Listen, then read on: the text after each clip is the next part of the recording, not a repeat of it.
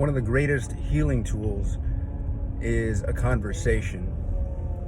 And not just any conversation, but one in which you say what you've wanted to say, what you've been holding within.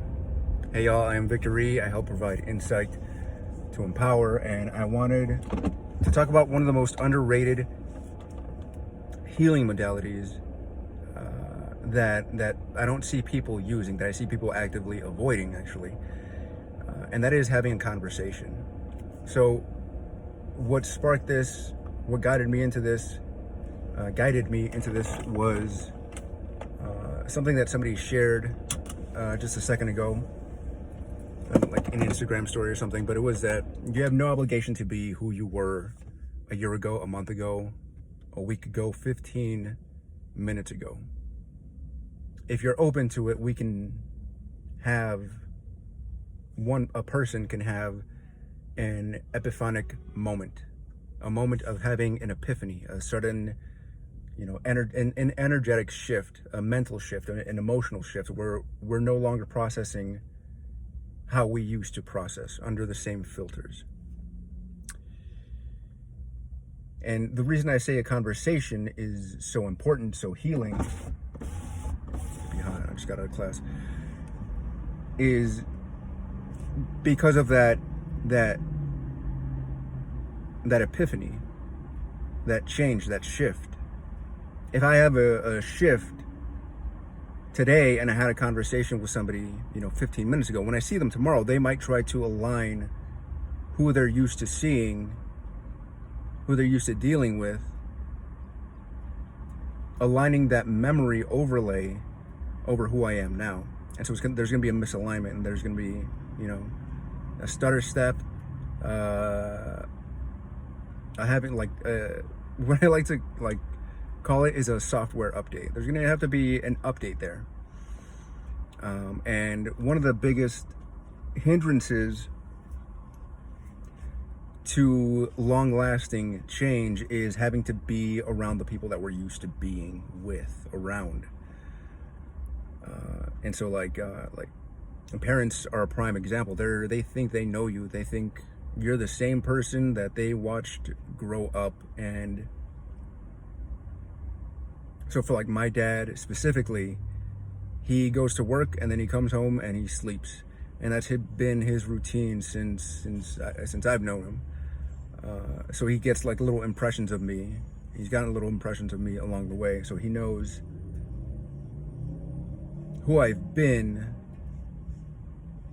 but a lot of that has been, a lot of who I'm discovering now is this person who's been buried underneath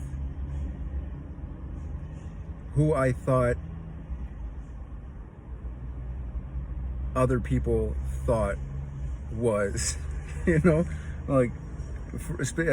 speaking of my dad, it's I've been who he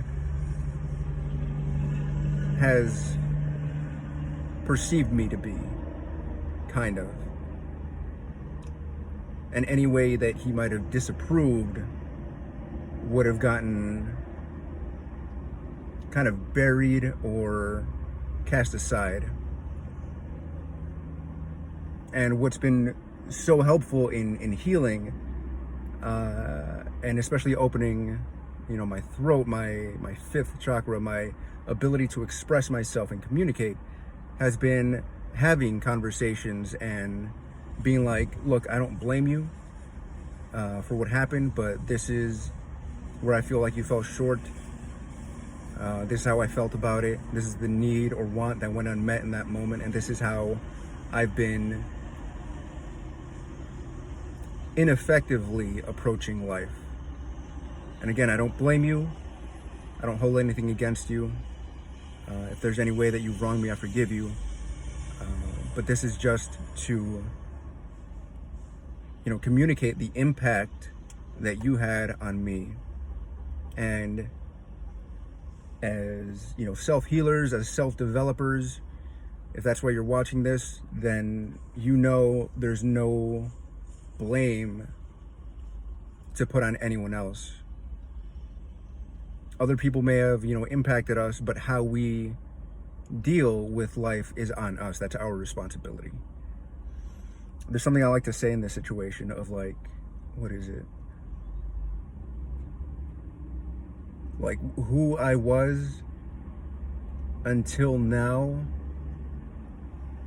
until like I woke up, isn't my fault. Yeah, it's not my fault. Who I became isn't my fault, but it is my responsibility. So if there are things that are negatively impacting people around me, that's my responsibility to address. Or that's my responsibility to deal with the consequences. If I'm alienating people, then it's completely understandable that people wouldn't want to be around me.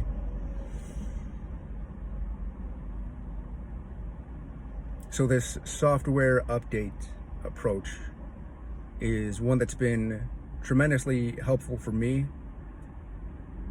and especially in how I get to shape who I want to become.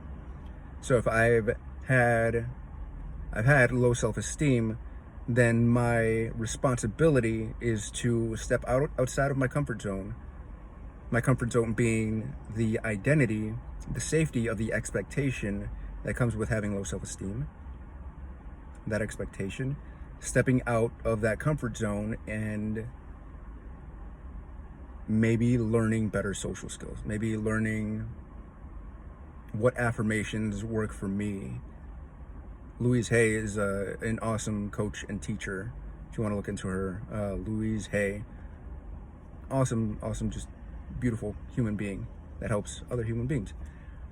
It's my responsibility to take the steps necessary to raise my self-esteem. If I have social anxiety, which I did have, or depression, which I suffered and struggled with for a really long time, then it's my responsibility to reshape that habitual response, right? Because if you're still identifying as having anxiety disorder, major depressive disorder, bipolar disorder, it can be tremendously helpful to reframe that as, bipolar response, major depressive response, anxiety response, because these disorders aren't really, it doesn't help.